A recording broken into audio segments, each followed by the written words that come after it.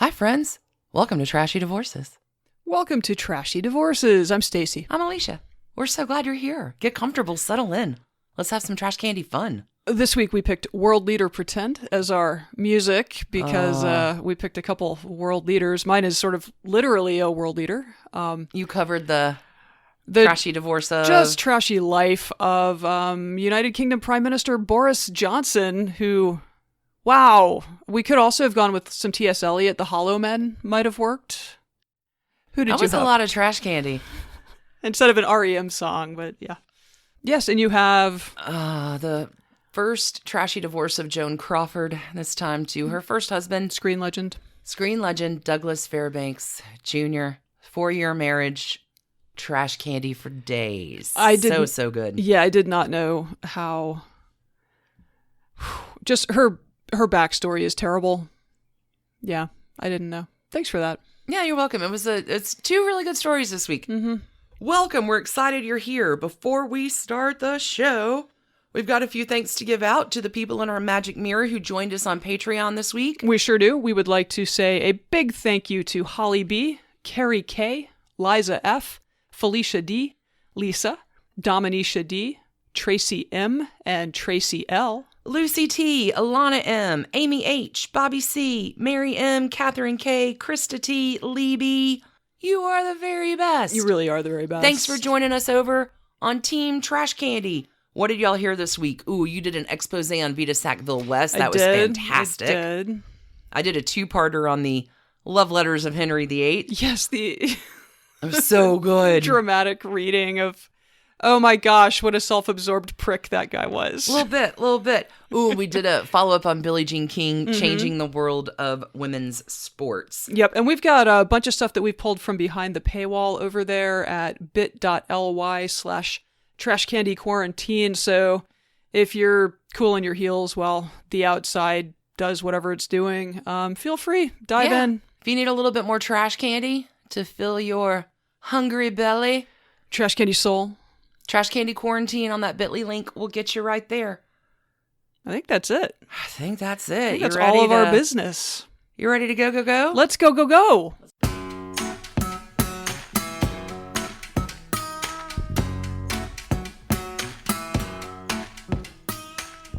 So, Stacey, you have one of England's finest trashy divorces today? One of the trashier English people I know about, yes. Fantastic. Yes. I can't wait. I don't know if I would say finest in relation to Boris Johnson, but all right, since we're still sheltering at home, we're going to hop across the pond in our minds this week. Time travel. We're going to go visit yet another conservative politician with bad hair, his finger to the wind, a little playtime with racists, and a bodily organ that seems to endlessly find its way into various women. Oh, no. Amazingly, the sitting Prime Minister of the United Kingdom, Boris Johnson, has declined to reveal how many children he has fathered. What? Or realistically, with how many women. Oh. I have been so looking forward to covering him. Can you imagine that? Like, if the president of the United States was just like, I'm actually not going to tell you how many kids I've got. You guess. We know about 6 with Boris. Wow. Okay. And more. Okay. Alexander Boris de Pfeffel. Johnson. That's such a mouthful of a name. Alexander Boris de Pfeffel Johnson was born on 19 June 1964 on Manhattan's Upper East Side. Really? Really. Huh. He's a Gemini, and his parents were a couple of young Brits following their dreams. His dad was 23 when he was born. He was a student at Columbia. His mom was 22. She was an artist. Later that year, Papa, Stanley, finishes his program, and the little family heads back to merry old England so that his mother, Charlotte, could complete her studies at Oxford. There would be 3 more children, and Dad had this career that took him to, like, he worked for the World Bank, he worked for the European Commission, like, he was an economist, I think, and... Okay. Cool. Kind of worked for these big international institutions. Cool, except Oh, no.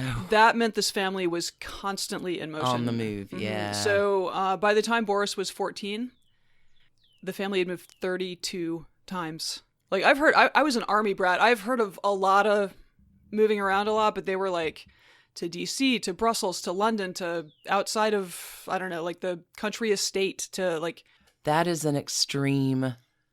It's a lot. Ratio of movement. That is a lot. 3 times every year. What? Yeah, 2.5 times a year. That's crazy. Yeah, and Dad was very busy with his own interests in the ladies, apparently. Oh. So when Boris was 10, the family was living in a suburb of Brussels, and his mother had a nervous breakdown that sent her back to England for months. Boris was shuttled off to boarding schools in England, and then in 1978, as he began his studies at Eton, where all of the upper crust for sure matriculates. Right. His parents' marriage imploded. Oh. So Charlotte, I don't think she ever fully got back to perfect after her stay in a mental health facility. This is all just tragic. It's very sad. So, yeah, I mean, she was just a little unbalanced. Stanley was just constantly unfaithful. It all took its toll. And in the chaos that followed, quiet young Al, as he had been to the family, and I think to his family, they still call him Al. You can call me Al. That's the name of your story. Unless you're not related to Boris Johnson, in which case you call him Boris. Or Bojo, as I prefer. Anyway, this quiet, shy, unassuming child really, like, he's an Etonian now. But yeah, like, his family just blew up. And so he develops this, like, flamboyant, if bumbling, devil-may-care persona. His teachers worried about his immense laziness, but he was charming and made friends with all the popular kids and all the upper crust of England kids who go to school there, including Charles Spencer, brother of Princess Diana. Interesting. Lifelong friends. Huh. Apparently they're still quite close. Tip-top. He excelled in debate. He was the editor of the school paper. Like, he's not Paris Geller, is that her name from? Yeah. Yeah, because he's lazy. But also he's a high achiever. He's a lazy high achiever. There are those that exist. Yep. So he proceeded on to Oxford, where he studied the classics and philosophy. He played rugby. He was part of a notorious drinking society. And he co-edited a satirical magazine. On his second try, he was elected president of the Oxford Union. But it seems that Bojo wanted the title more than he wanted the job, which is going to be a recurring pattern for him. His term is said to have raised questions about both his competence and his seriousness. Oh, Boris. The more we change, the more we stay the same. Yeah, it's really like when he was the president of the Oxford Union, it said that it was just not a remarkable period. His leadership is not particularly memorable. So it was at Oxford where he would meet his first wife, Allegra Mostyn Owen, and they married in 1987. The ceremony was held at her family home of Woodhouse in Shropshire. She's from some money. And Boris reportedly arrived for the nuptials lacking both shoes and pants. You don't show up for a proper Shropshire wedding with no shoes? No pants? Pants? I feel like the pants are the bigger issue here.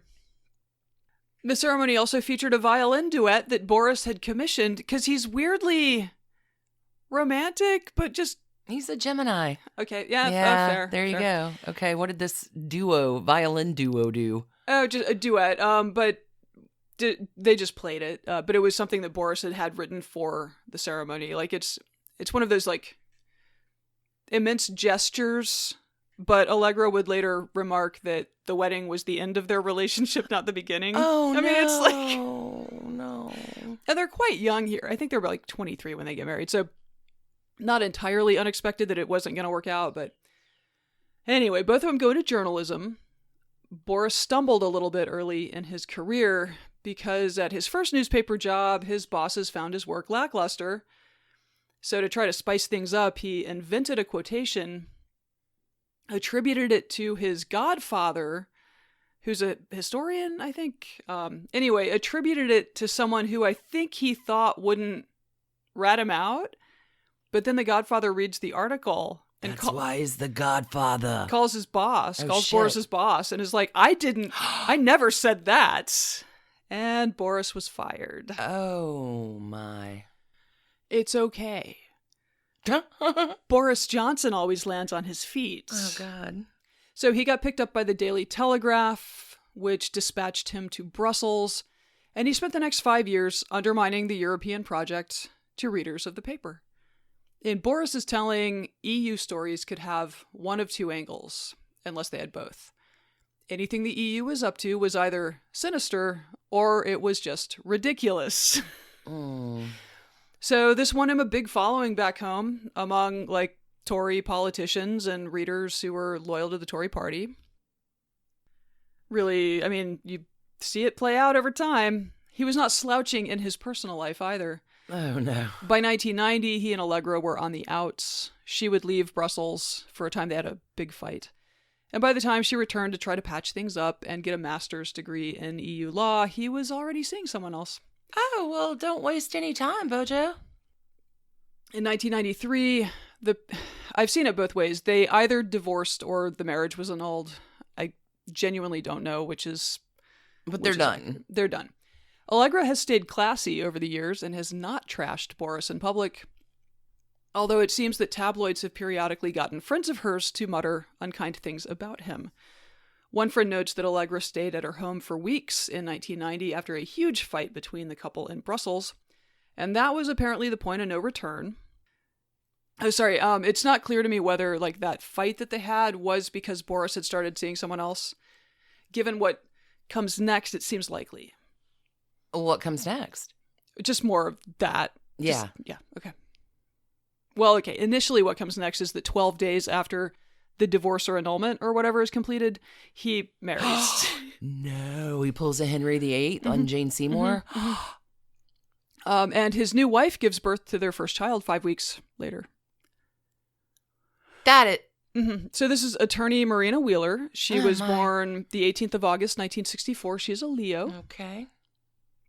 They'd been friends since they were children at the European school in Brussels, where I think French is the language. Again, these are very smart people who have sort of been running in pie crusts for a long time. Oui. So they would go on to have 4 children together during a 25-year-long marriage. About to say, this is Gemini Leo. What can go wrong? Like, it's a pretty good match. What can go wrong? Oh, no. I mean, foppy old Boris was not planning to be faithful to his wife or, for that matter, his children. Oh, no. Boris returns to London in 1994, family in tow, and became the assistant editor and chief political columnist at The Telegraph, as well as a columnist for The Spectator. Apparently around this time he confessed to a coworker that he didn't actually have any political opinions, but this is a guy who desperately wants to be liked and even loved, so it's hard to know when he's expressing a truth about himself and when he's just trying to be liked in the moment.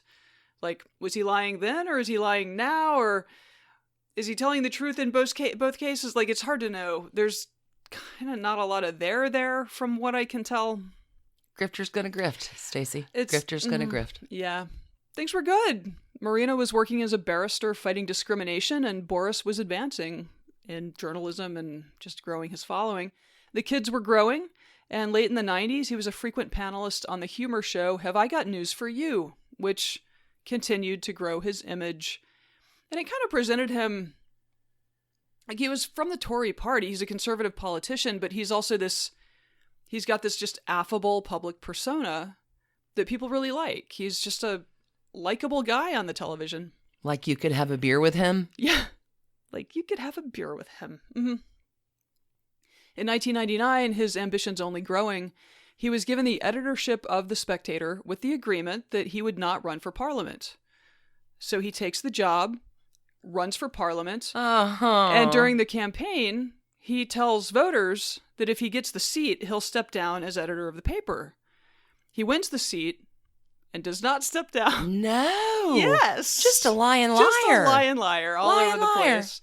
Okay. Mm-hmm. Okay. I think part of this was financial.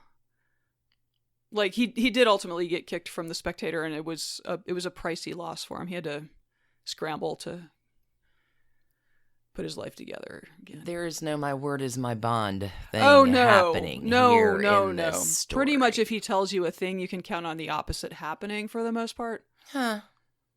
Until recently. I mean, we'll get there. So aside from the paycheck, he probably had another reason for staying on at the Spectator. After all, he was having a not especially discreet affair with fellow Spectator columnist Petronella Wyatt. Oh, no. Which would reportedly lead to a miscarriage and an abortion, or maybe two.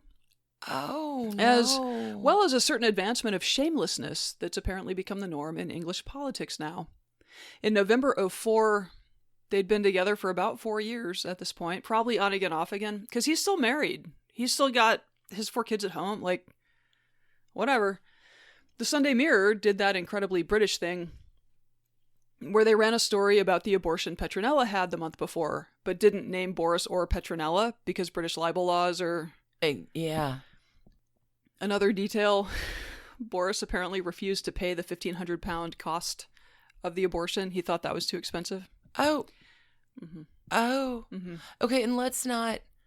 There is shamelessness in politics worldwide these days, so let's not be too unkind to our English friends.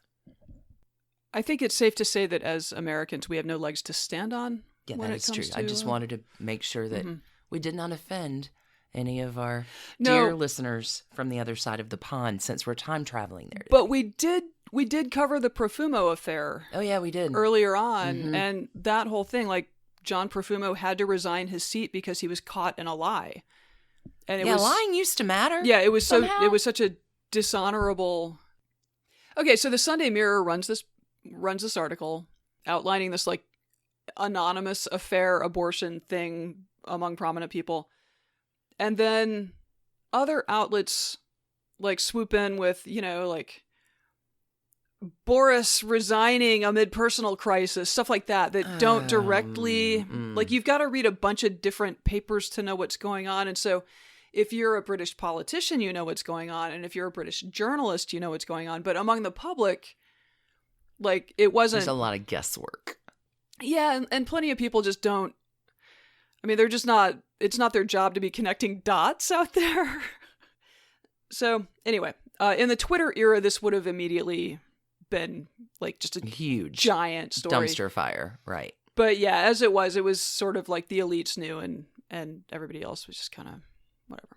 So when Tory party elders, who are hip to what's going on, ask Boris about this reporting, he denied the whole thing. All of it, like the affair, the termination, all of it. And then he lies to other papers about it, thinking that this would also convince his wife that nothing was going on with his mistress. How'd that plan go? Marina kicked him out. Yeah. Days passed, and finally Petronella's mother blew the whistle to a whole different journalist. Oh, God. Which put the party into a really precarious spot because, again, it's been understood forever that as a British politician, you don't just lie. And if you do, there are consequences for it. So, turns out that Boris had a different view. Oh. And in fact, he argued to party leaders, no. Lying's cool? Lying is fine, and lying about sex is probably desirable. And he's like, look at Bill Clinton. Monica Lewinsky completely took advantage of him, and nobody made him resign. That was Boris's take on Monica that. took advantage of Bill? That was Boris's take on that. Okay, cool. Yep. I may not agree with that particular hot take. Yeah. Yeah. You think? Okay. So from Boris's perspective, like, one, his sex life was no one's business, and like he could have all the affairs they want because it didn't impact his ability to do his job. Arguably, like, I don't know. At this point in time, like, what is true anymore? Who knows? But if all of that is true, then you at least stand up and be counted with, hey, I'm a cheater. I'm fathering children out of wedlock. Like, you go ahead and stand. Like, if that's your leg to stand on, that it doesn't fucking matter, then it doesn't fucking matter, and you claim what you do. You don't lie about it. There is some contradiction in his arguments here, yeah. I see a fallacy. From his perspective, the big problem was that other people were nosing around, not that his personal life was a shambles reflecting the hollowness at the core of his person. So he's a member of parliament, but he had 2 shadow cabinet seats or something. I don't know. I'm not clear on that element of British politics, but the Conservatives were not running the government at the time, so I think the shadow anyway. He refused to resign those shadow cabinet positions. Why would he? And so Michael Howard, the head of the Conservative Party, had to fire him. So that made some big headlines. But Boris remained as a member of parliament, and he was reelected in the 2005 election. So again, Labour won the 2005 election. This was Tony Blair's era, I believe. Michael Howard resigned as leader, which is what you do when your party loses the general election, and David Cameron took over for the Tories. And he let Boris have a shadow minister, I think for education, because Boris was hip with the youngsters. I'm so confused by all of this. Fellow youths.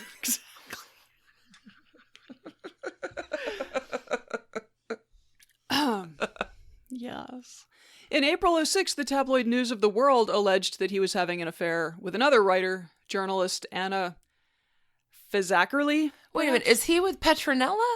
No, they've broken up, I believe. After after he skipped out on the abortion bill, I guess. So the 20-plus year wife is out. Petronella's out. Oh, she's still in. Mm-hmm.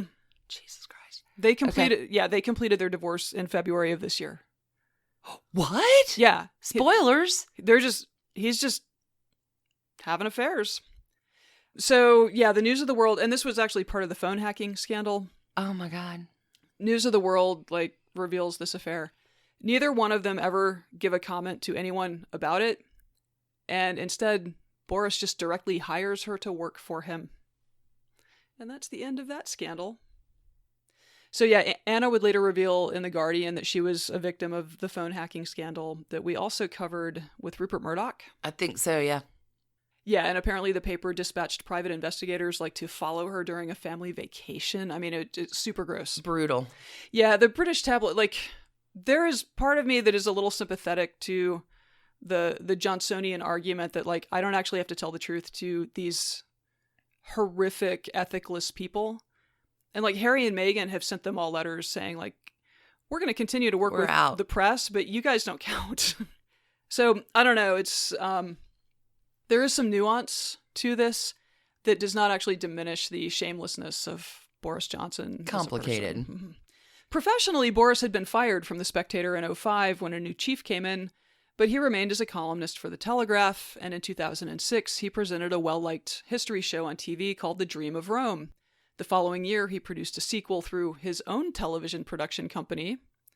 For 2007, he was the third highest earning member of parliament, pulling in more than £500,000. I'm so sorry.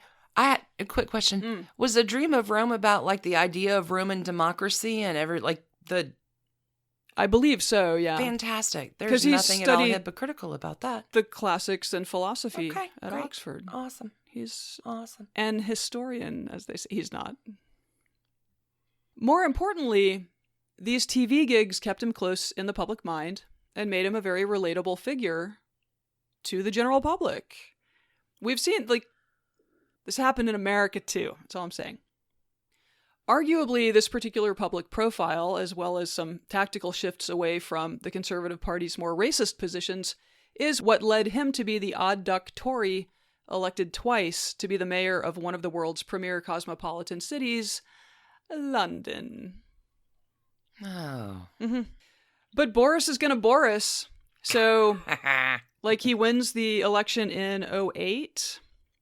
And he shows up late to meetings and events, and he didn't wear pants to his wedding. What do you expect? He took a long holiday out of the country. He wants the title. He does not want the job. He goes to Beijing for the closing of the 2008 Summer Games, because London has it for 2012, and he's going to wave the British flag, and it's a whole thing. But he didn't button his jacket. He's just this. Was he wearing pants? Well, the Chinese government was incensed. They were so offended that he would show up to their party looking from their point of view, some homeless guy. Okay. So, little international incidents with all of this. But Londoners were kind of like, we knew he was a carnival barker when we elected him, so, he's barking. Boris being Boris. Yeah. 2009, Boris still being Boris. He's still married to Marina at this point, keep in mind.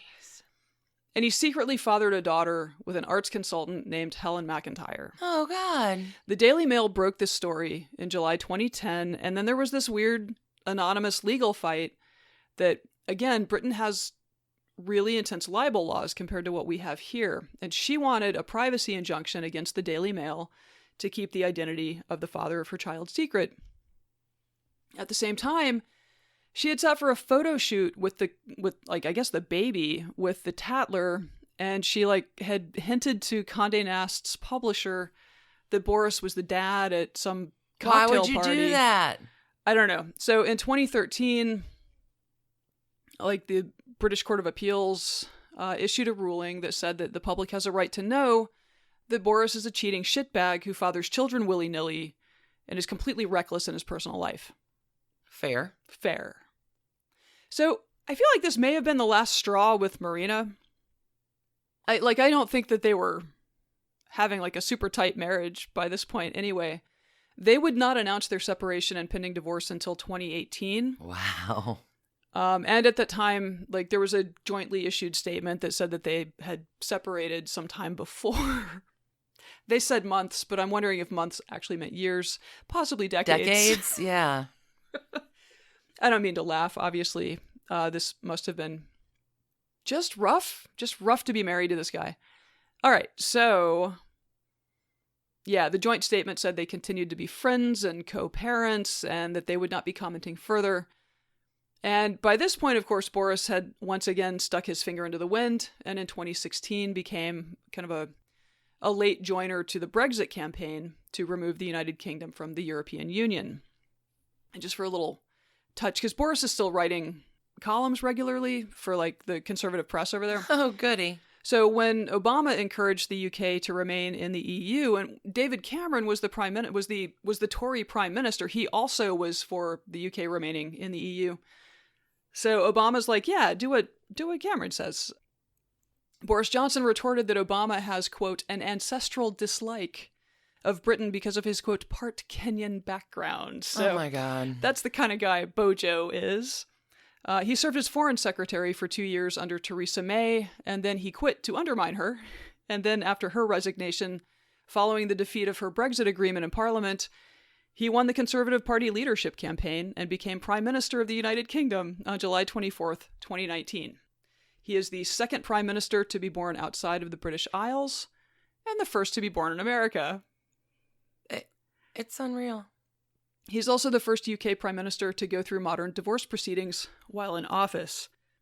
Little trivia night factoid, the Duke of Grafton was granted a divorce by Parliament in 1769. I think that's the only other time in history that a sitting Prime Minister has been divorced. But, that was before divorce court was a thing. The world is off the damn rails. Oh, just wait. Final agreements with Marina were completed and approved by a judge in February 2020, by which time Boris, now 55, had been living with Carrie Simons, a Tory media relations executive, for quite some time. Yeah. That relationship became prominent in 2019 when police were called to their home by neighbors who became alarmed after they heard shouting, screaming, banging, and Simons yelling, "Get off me and get out of my flat." What?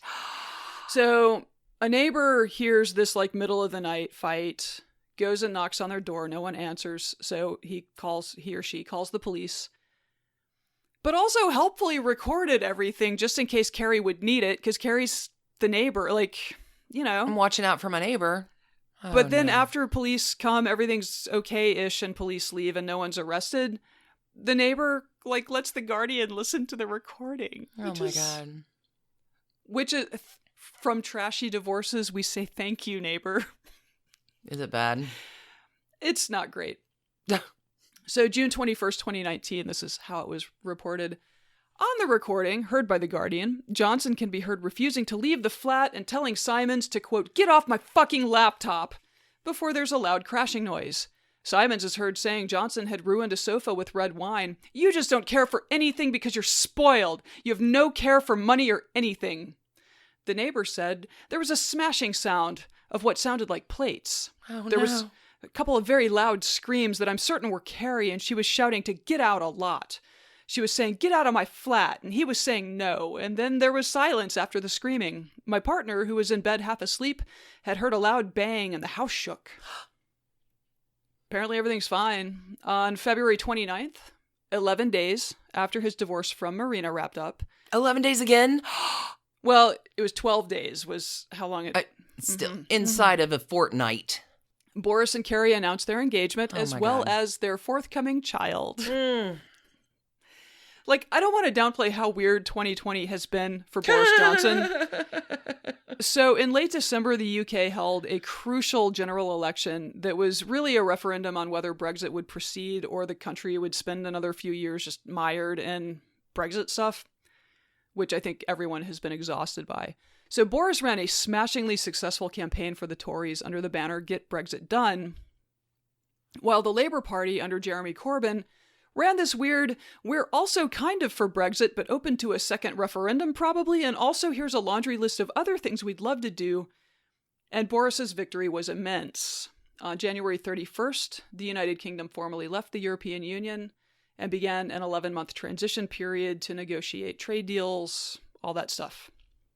But in the hindsight of our sheltering in place for the last several months, we know there was a different kind of clock ticking. Oh, for sure.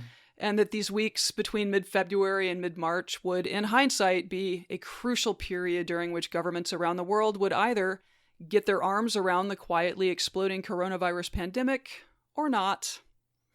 Bojo, blundering and bumbling and playing everybody's affable friend, did not. He skipped numerous briefings on coronavirus, took an entirely half-hearted approach to mitigation measures, and managed to contract the illness himself. He was hospitalized with COVID-19 on April 5, was in the hospital for more than a week. And it seems like it's been a year ago. Doesn't and it's been a month. I had to look up these dates because I was like, this had to have been like, right. How did he have this in 2010? Like, no, it was...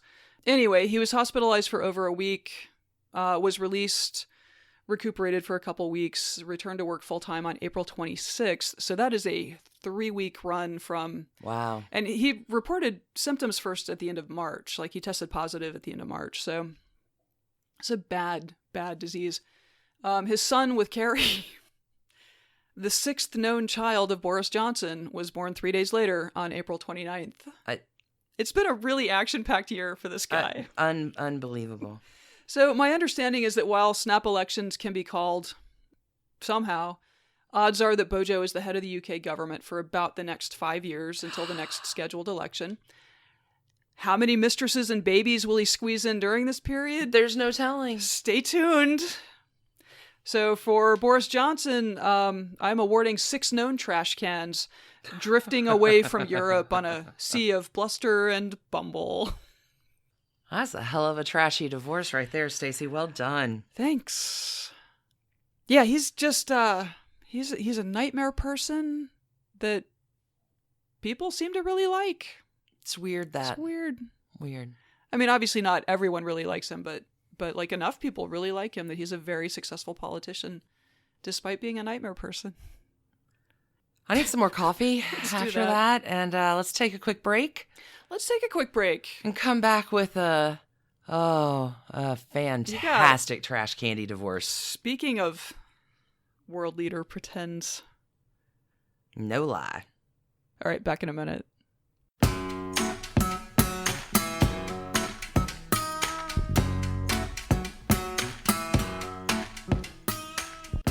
Okay, I have to admit, I know very little about your subject this week has quite a rep, and I would love to know more facts. You are in exactly the right place at the right time. Great. This week. Joan Crawford and Douglas Fairbanks Jr. What a story. This one is way too delicious in the extensive trash candy department not to take the time to explore it in depth. Like, I drew Joan Crawford, but I'm like, Nope. Well, because she's got a bunch of... She's an all-star, right? Correct. As the quintessential Aries personality, Joan Crawford would be really pissed if I rushed her story. Gotcha. The trashy divorces of Joan Crawford, like her legend, her career spans 45 years. Okay. Her legend is bigger than that. Because when we think about her, I think it is very much shaped in our social conscience by... Mommy Dearest? Correct. Okay. But we're not going to talk about any of that today. Partly because the world is disturbing enough, just on a regular level. I thought we could talk today about Joan Crawford pre-children. The making of who will become Joan Crawford, her first marriage to the son and stepson of Hollywood legends. Joan and Douglas Jr. were the high-profile couple of the day. He is landed, her star is on the rise, and whoa, baby. When the press gets news of this, they're going to have a field day. Our lovebirds are going to end up being married for about 4 years, but there's so much trash candy. You ready? Mm-hmm. Tell me. Douglas Fairbanks Jr. We're going to start with him today. J. Douglas Elton Ullman Fairbanks Jr. Dougie J. Okay. Is a Sagittarius baby. He's born December 9th, 1909, to a very famous father and a very, very wealthy mother. Dougie Jr.'s dad is Dougie Sr., Douglas Fairbanks. He is the swashbuckling, dashing movie star who has set the standard in Hollywood for what movie stars are supposed to be. Dougie Sr., kind of a big deal. KOABD. Built the archetype of the leading man? Correct. Okay. Dougie Jr.'s mom is Annabeth, who is an heir to a cotton fortune. Dougie Jr. is their only child. And it turns out when Junior's like 6 or 7, Dougie Sr. sort of falls for where he's the king of Hollywood, he will fall for the queen of Hollywood, the also married actress named Mary Pickford. This pretty much ends Annabeth and Douglas Sr.'s relationship. Junior's like 9 years old. Because Douglas Sr. and Mary Pickford are going to go on to marry and become the king and queen of Hollywood. Mom Annabeth will also remarry like immediately, March of 1919. As soon as that divorce is final, she's on the boat to her next marriage. It's a complicated childhood that Dougie has. Yeah, and in that era too, it's unexpected. So Junior lives mostly with Mom. Like, money is not ever going to be a problem. They have homes in New York, California, Paris, London, cotton money. Junior as a kid really likes sports and art, and is a regular enough kid as you can be, I guess, with the parents that you have. But the one thing that Junior never has is affection from Dad. Douglas Fairbanks Jr. releases a book much later, a biography later in his life, and this isn't from a New York Times piece by Ron Alexander. Again, all references are on the website, y'all, so go to trashydivorces.com for that. Junior says, I was a shy, awkward sort of boy, and my father's frequent absences from home, along with my hero worship for him, made me even shyer. I had no particular desire to be a personality like my father, nor was I equipped to be one. I was determined to be my own man, although having the Fairbanks name did make it easier to get into an office to see someone. I'm sure. Which I guess Dougie Jr. does. He's going to start to try this acting thing when he's like 13, 14. And by the mid-1920s, he's continuing to land parts and working steadily through the decade. And in 1927, we're going to leave an 18-year-old Dougie Jr. on the Trashy Divorces Depot, which right now is the movie set. He's working with Greta Garbo and John Gilbert on a little film. And let's take a minute to meet our bride. Lucille Fay LeSueur is born in who knows what really year. Maybe 1904, maybe 1905, maybe 1906, maybe 1908. It's 1906 if you're going to go off the census of the family. Okay. Which, after you hear about the family, you can decide for yourself whether or not they're reliable. Okay. But for the purposes of the story, I am basing Lucille's age 1906 for time references in this story. It's the best indication we have. Well, and I think consistency is probably more important than factual accuracy in some of these stories. Lucille is an Aries. She's born on March 23rd, and I don't know if you'll ever find a truer Aries personality than old Lucille, who eventually, by the time she's grown up a little bit, will insist only on being called Billy. That is her name, Billy. All right. Okay. Billy's born in San Antonio, Texas. She's the third of 3 children to Dad Thomas and Mom Anna. Billy has an older sister, Daisy, who dies before she's born. She has an older brother, Hal. Dad Thomas actually takes off before Lucille is born. He's out. Wow. The family's destitute, and Mom Anna is like, I'm out of here. There are way too many of my husband's relatives around San Antonio. She picks up, moves to Lawton, Oklahoma, and hooks up.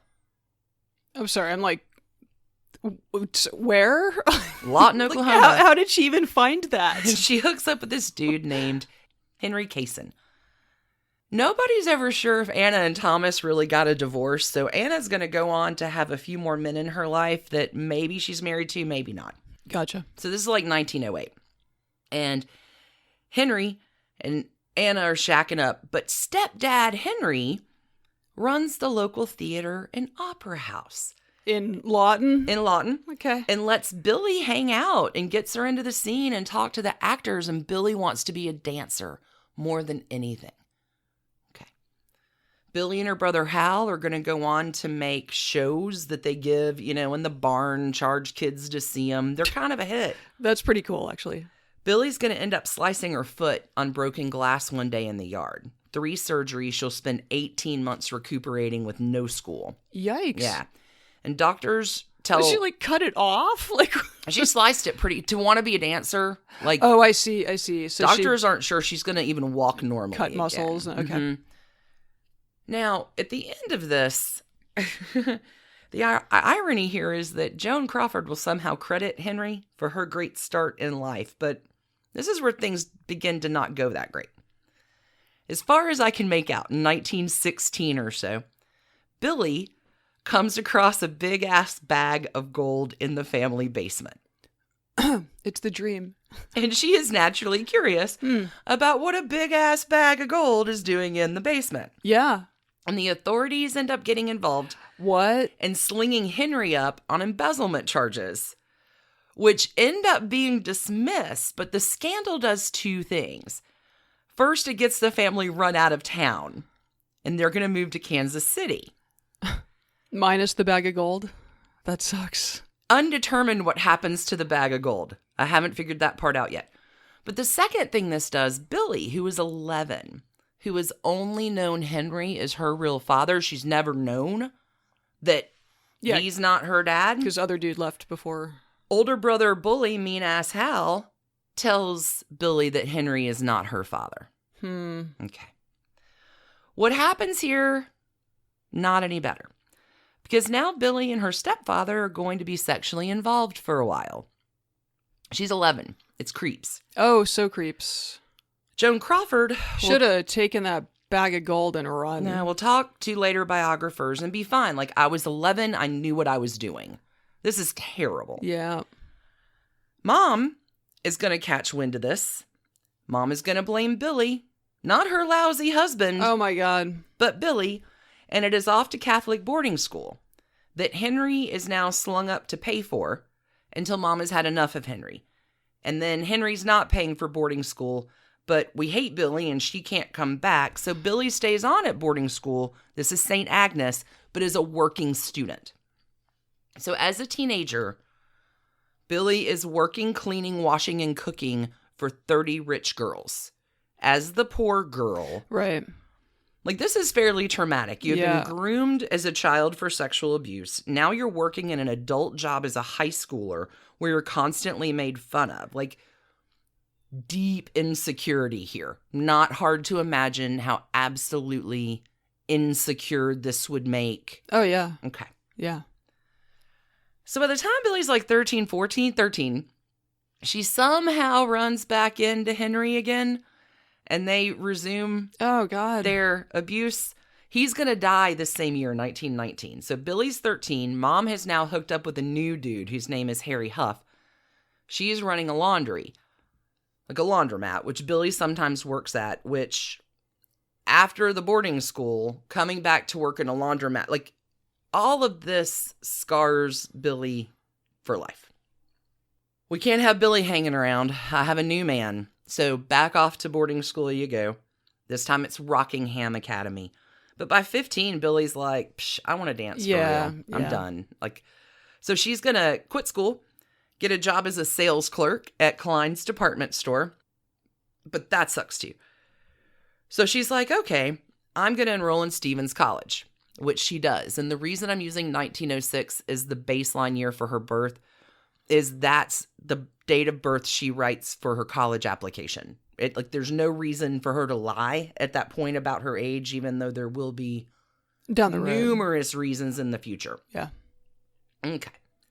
College is fine for Billy for like 4 months. And then she's like, nope, I'm out. So 1923, sort of the make or break year. Billy's doing dance contests and trying to survive. She moves to the big city of Springfield. She does get a role in a show, but then it busts. Then she's back with Hateful Mom at the laundromat, but not for long.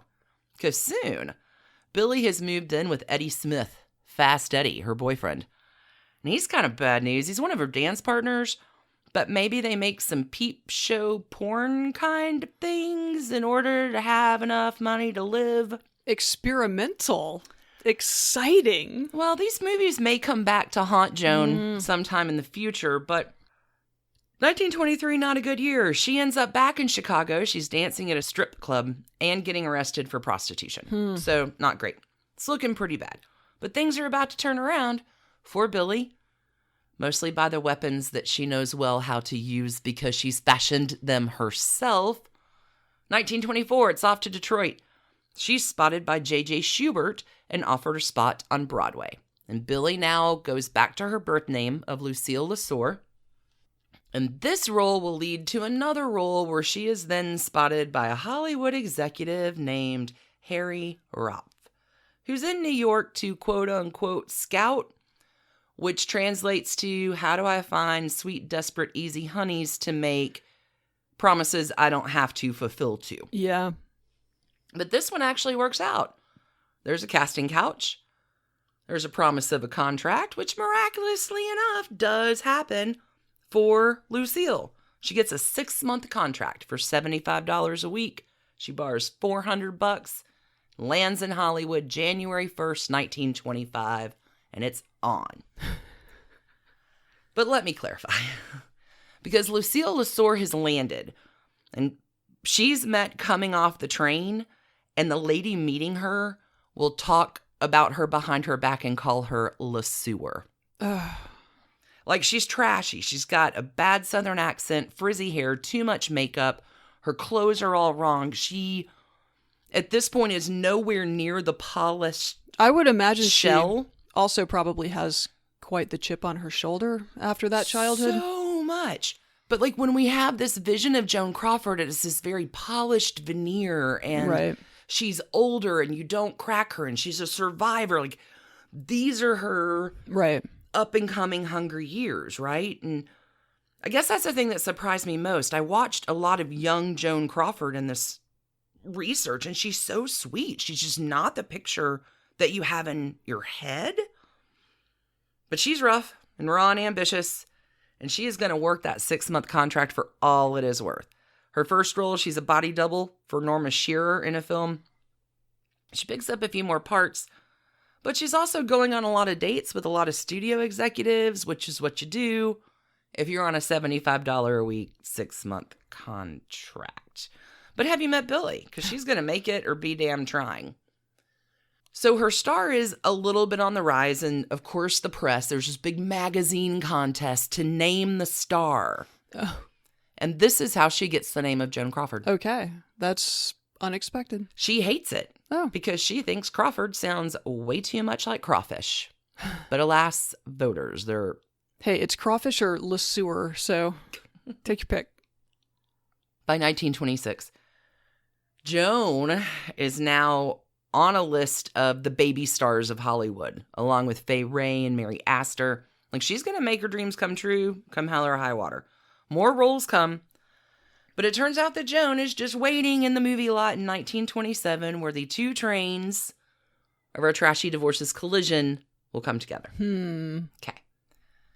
Joan Crawford is in this movie called 12 Miles Out.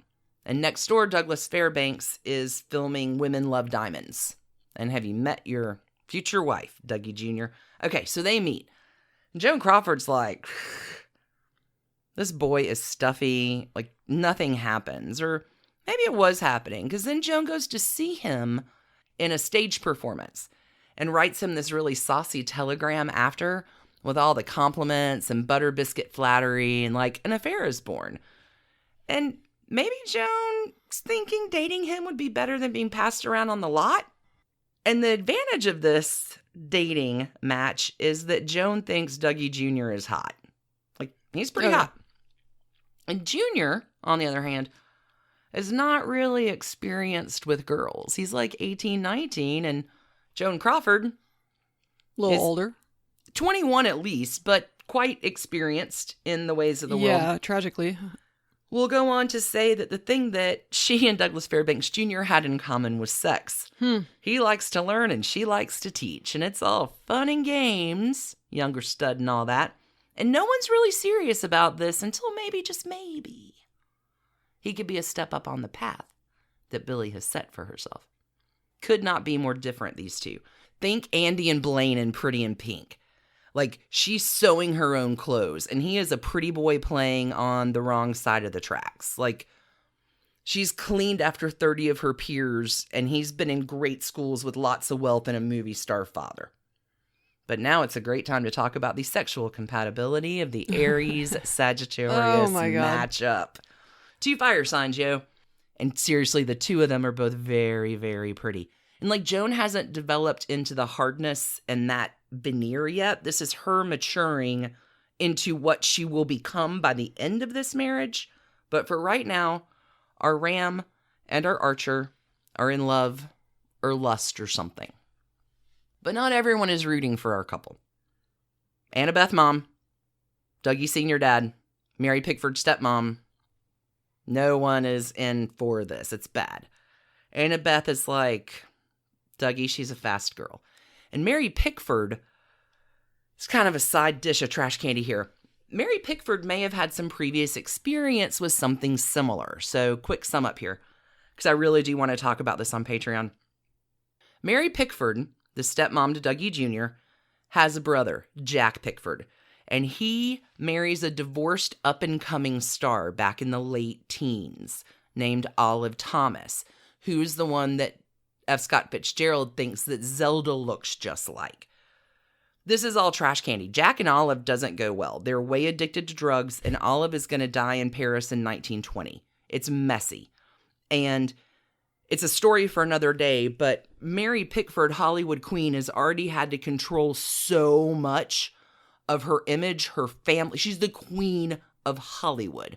Like, she's like, Dougie Jr., don't do this. Yeah. Okay, you gotta be kidding me. Like, Joan Crawford is a gold digger. I've seen her kind before. Douglas Sr. isn't all that ruffled. He's like, boy needs to sow his wild oats and all that. Right? Yeah, but he's always been a kind of a distant father anyway, so. Great. By 1928, Joan and Junior are seriously dating, and now Senior and Mary Pickford are like, not cool. Because it doesn't seem to matter that when Junior has been to their home, Pickfair, he's always been in the guest house. He's never allowed to stay in the main house. And can you imagine, like, Dougie Jr. is probably like, piss the fuck off, Dad. You gotta fight for your right to party. I do what I want. So on New Year's Eve, 1928, oh, God. Junior pops the question to Joan. Joan says yes, which is perhaps a really good career move because her trajectory is on the rise. Right. This match is going to get her to the next level, which is the drawing room at Pickfair. Like, this is the living, like, you don't get better, more titled, more landed than Mary Pickford and Douglas Fairbanks Sr. It's a place to be in Hollywood in 1929. But Joan isn't welcome there. they're forbidden to go, and Dougie's in love, and it's a good way to pop off to Dad, and the wedding's on, and it doesn't matter that Joan and I can't come there anymore. June 3rd, 1929, New York. Joan's family shows up for the wedding. Anna Beth, Dougie Jr.'s mom, does show. Dougie Sr., Mary Pickford, do not. It's quiet and simple. They spend their honeymoon at the Algonquin Hotel. He is 19. She is 21. Okay, so the press is taken by surprise, and all of Hollywood is trashing her. She's a cradle robber. She's a gold digger. She's not our kind, this is terrible. Mm-hmm. Everybody, like the high society set, this is like, poor Junior, woman. You married beneath you. There are no parties at Pickfair to celebrate once the newlyweds return. But that's okay, because the couple's going to do a few things. No need to go to Pickfair. They're going to buy their own home that they're going to call El Jodo, which is their combination of letters like Pickford and Fairbanks. So it's kind of a screw you to Mom and Dad. El Dojo is in Brentwood. Joan's going to live here for like 25 years. Wait, is it El Dojo or El Jodo? El Jodo, sorry. El Jodo is in Brentwood. But it will counter Pickfair, like where Joan and Junior don't get invited for like another year. And Joan has been working on her diction and elocution because Dougie Jr. is like polishing her up a little. But at the same time, like, babe, just quit. Let me take care of you. I have tons of cash. Like, you don't need to be so ambitious. It's fine. I got you. But have you met Joan? She's not going to quit. And for her part, where he's helping her polish up a little bit, she's helping him become a little bit more assertive, like learning how to grow a set. Because of all of this self-work and working on diction and elocution, Joan's going to be first in line when MGM, who is the last studio to go to talkies, finally goes to talkies. Gotcha. Now she's ready to break into the scene. Again, her star is on the rise. This is 1929.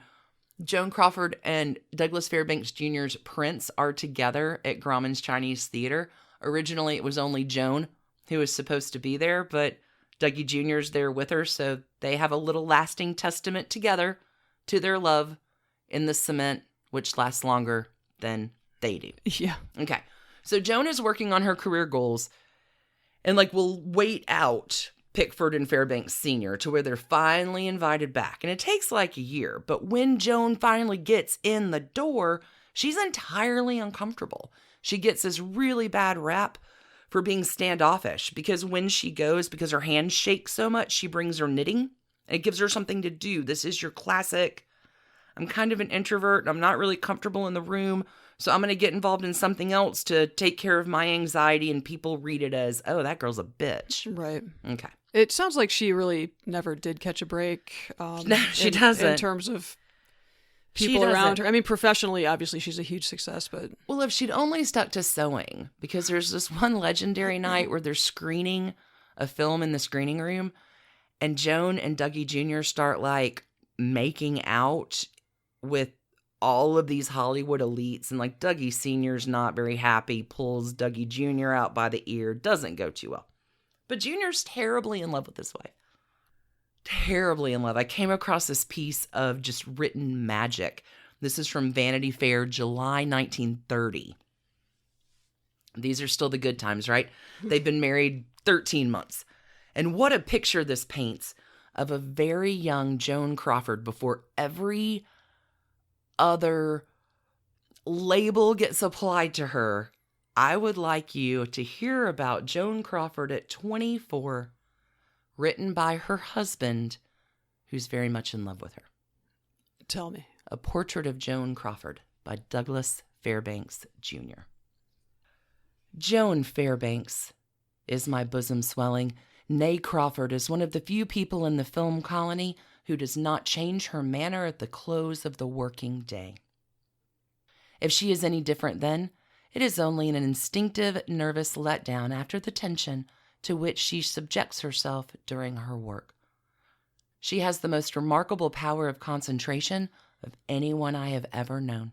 Under any circumstance, this tremendous faculty is at her very fingertips. She is consumed with an overwhelming ambition. I sincerely doubt if she has the faintest idea where her ambition is to carry her, but that doesn't worry her at all. She is always prepared for any emergency. She has a great capacity for study.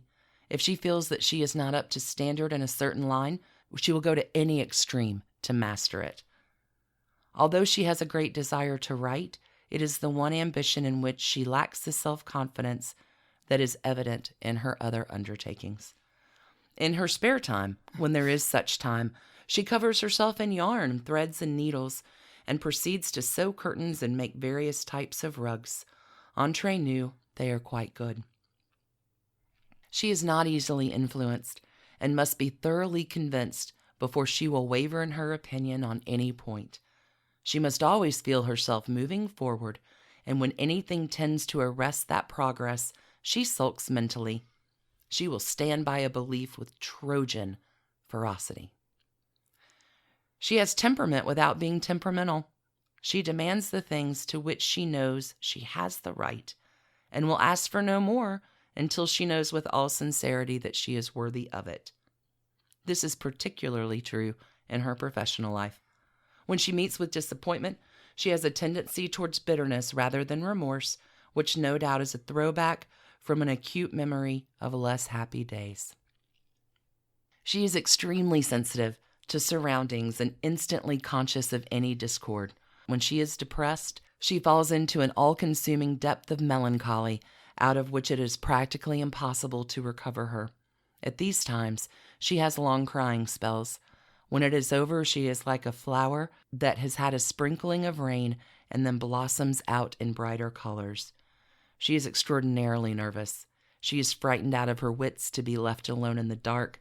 She has a secret desire to eat everything with a spoon as small as a child would. She has seen life in its less fortunate aspects, yet remains thoroughly unsophisticated at heart. However, she likes to be thought sophisticated. Like many people who have had little happiness in their own childhood, she has a tremendous sympathy for children. She loves to play like a child and adores dolls. She takes a great interest in clothes and all things feminine, yet has the analytical mind of a man. She is an excellent businesswoman, but a poor trader. She is intolerant of people's weaknesses.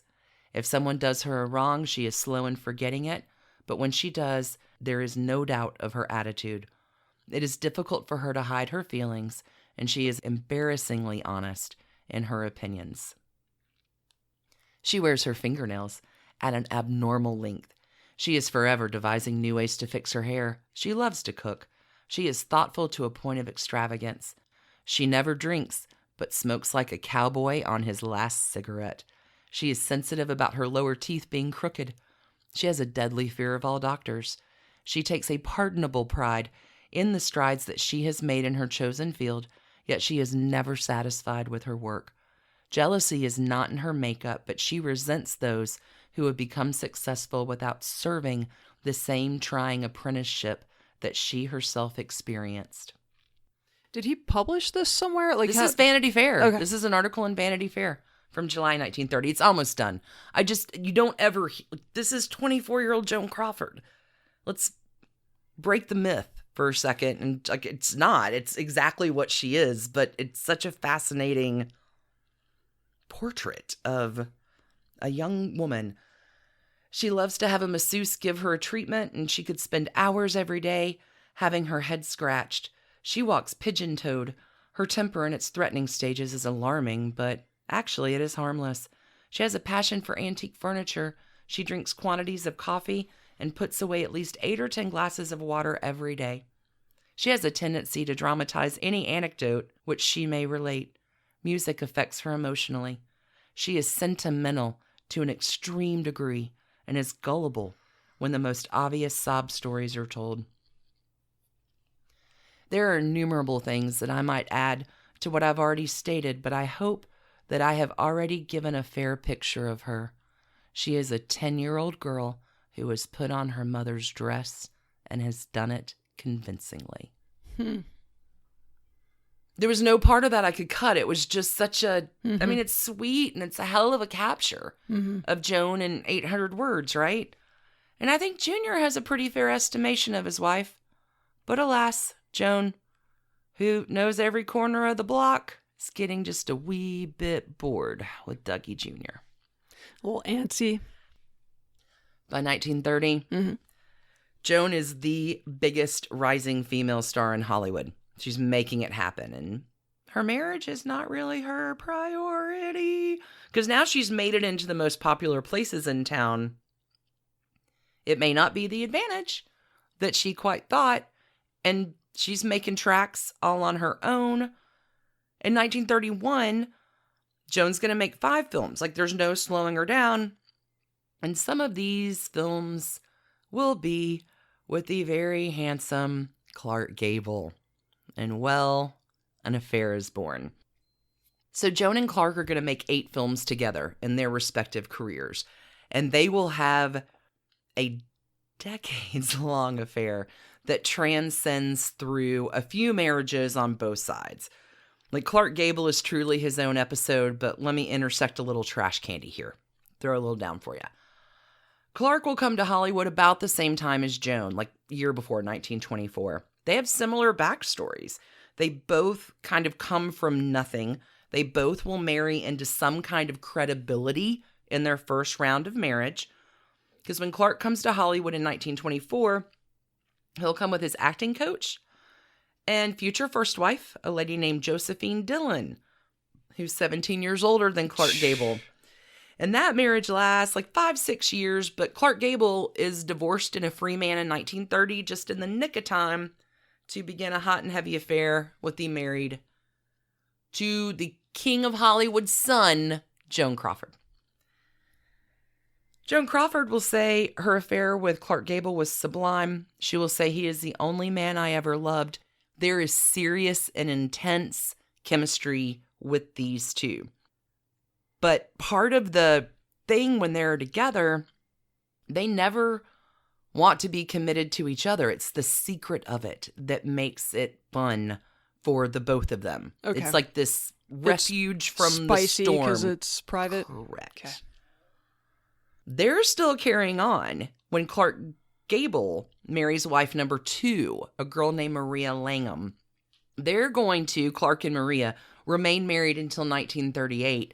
Although it is really unhappy for the last few years of that marriage, Clark Gable will only agree to do Gone with the Wind because it will give him enough cash to divorce Maria finally. Wow. That is the only reason Clark Gable is starring as Rhett Butler in Gone with the Wind. Wow.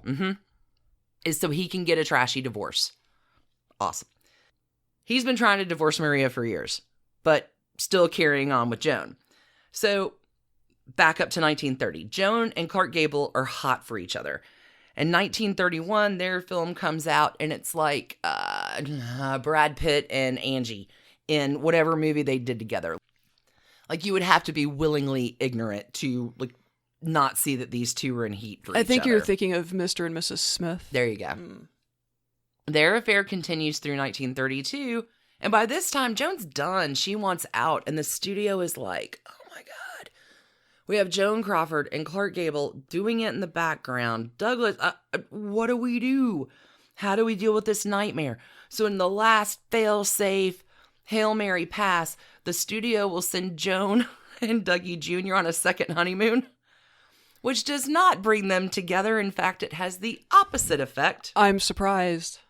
It's terrible. Like your boss telling you to get right with... Get it together. Didn't work. Weird. When they come back, Joan is off to her next film role, and she will ask Doug not to come along. Like, don't follow me. She's checked out. She wants a divorce. The other thing that happens in 1932, Grand Hotel comes out. This is the movie of 1932. Joan is in it. Her star has landed. She is no longer in need of Dougie Jr. Okay. Don't go feeling all that bad for him. He's cheating too. He tries to unsuccessfully bed Katharine Hepburn. He crashes and burns on that one. But Junior's definitely getting around.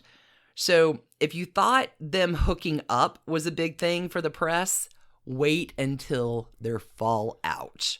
Holy cats. Douglas Jr. will say that his parents psychologically hasten the end of the marriage, but there's something very fascinating that happens. There's this article from March 1933, where Jr. says he has no intention of going to Paris to divorce Joan. He is in love with her and is not, everything is fine. Also, he is not planning to marry a Mrs. Jorgen Deltz, who is the former wife of a chemical engineer who has filed a $60,000 suit against Douglas Jr. for alienation of affection and false imprisonment. Oh my God. Seems bad. Seems really bad. Douglas, denies that all of this is pure poppycock. Joan is quoted in this article that pretty much they are never, ever, ever getting back together. Yeah. The divorce is final, May 12th, 1933, although the couple will remain friendly throughout the rest of their lives. Like, no hard feelings. Joan got her career. Dougie Jr. got it as dad. They'll claim they learned a lot from each other. They speak highly of each other. They go to dinner. They're seen socially together. Marriage one and done. Complete. But let's do a little wrap up here because there's so many delicious little bits of trash candy still lying on the ground. Douglas Jr. will go on to marry again in 1939 and very happily live with wife number 2 until her death in 1988. Wow.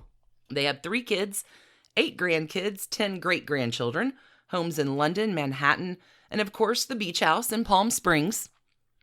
Douglas Jr.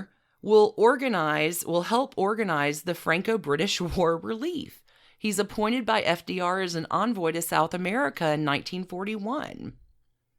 In the 60s, it's rumored that Douglas Fairbanks also, this is untrue, but it's rumored that it is his rear end in the incriminating naked man photos of the infamous divorce trial of Lady Colin Campbell in London in 1963.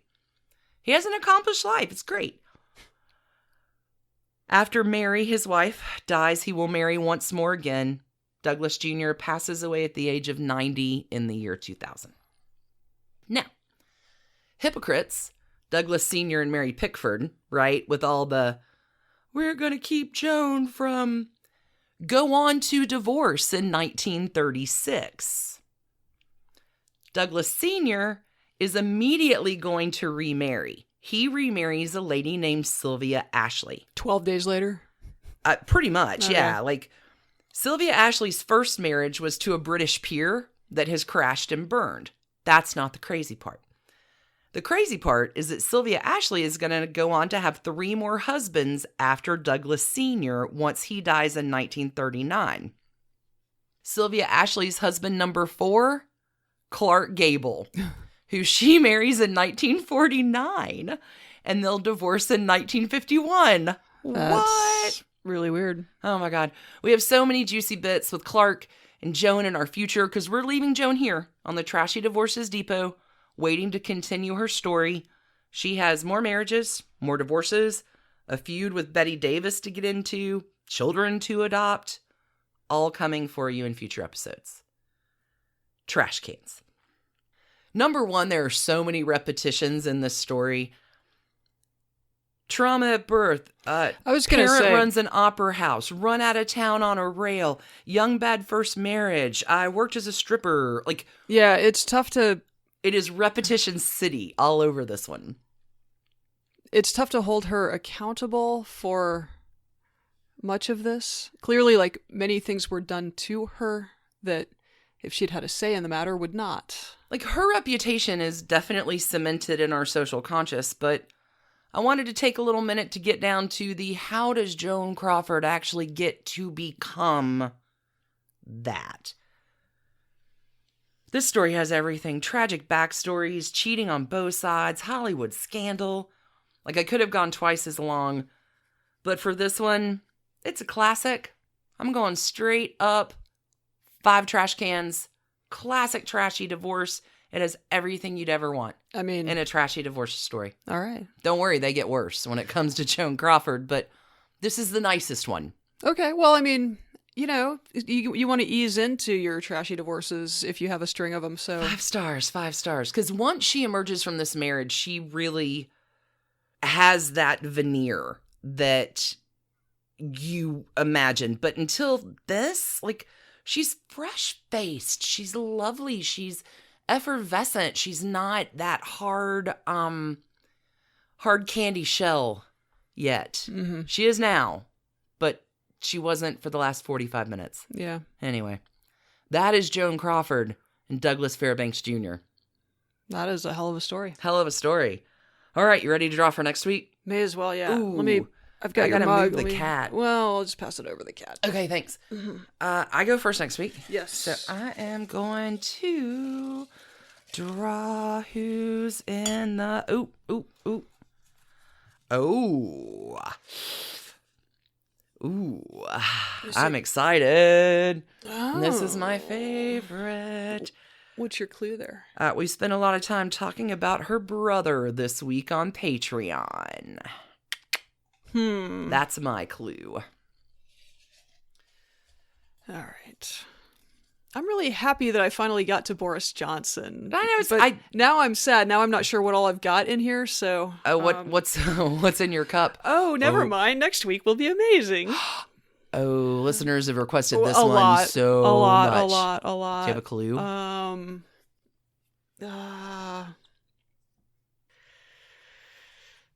Just I don't know. Some high seas piracy. I don't know. We actually are going to talk about some piracy We stuff are. on We've Patreon this week, got so it goes for Patreon in the future. We've got some piracy going on. Some Pony Boy pirates. That's good timing now that I think about it. Fantastic. All right. All right. Oh, next week's going to be fun. Yeah. We hope you join us then. Thank you for joining us this week. Yes. Y'all are awesome. Cat just tried to bite you. Yeah, I'm just would like him not to lick himself. I know. We got 30 seconds, man. So, hey, thank you for joining us this week. Thank you, guys. Thanks, everybody. We're excited about next for week. tuning in. Don't forget, if you need more trash candy, you can go to bit.ly/trash candy quarantine. Yep. To get a bunch of free trash candy over there. Find us on Patreon, Trashy Divorces. Until then. Yeah. We can't wait to see you next week. Really can't. For, oh my God, it's going to be a good week. Hella lineup for Trashy Divorces. Oh, I'm so excited. Thanks again for tuning in, everybody. Until then. Keep it trashy. Keep it so trashy. Bye. Trash Pandas, thanks for listening. Trashy Divorces is written and produced by us, Stacy and Alicia, for Hemlock Creatives. You can contact us at trashydivorces@gmail.com. Our art is by Sydney V. Smith. Sydney V. Smith at carbonmade.com. And our music is used with permission of Ratsy. You can find her at Ratsy's store on Instagram. Check out episode sources, photos, soundtracks, merch store, and more at trashydivorces.com. Need more trash candy? Our Patreon community includes some of the bestest humans around, as well as a bunch of bonus content every week. Join the fun at patreon.com/trashydivorces. Last but not least, come play with us on social. We are at Trashy Divorces at Instagram, which Alicia mostly runs. Twitter, which Stacy mostly runs.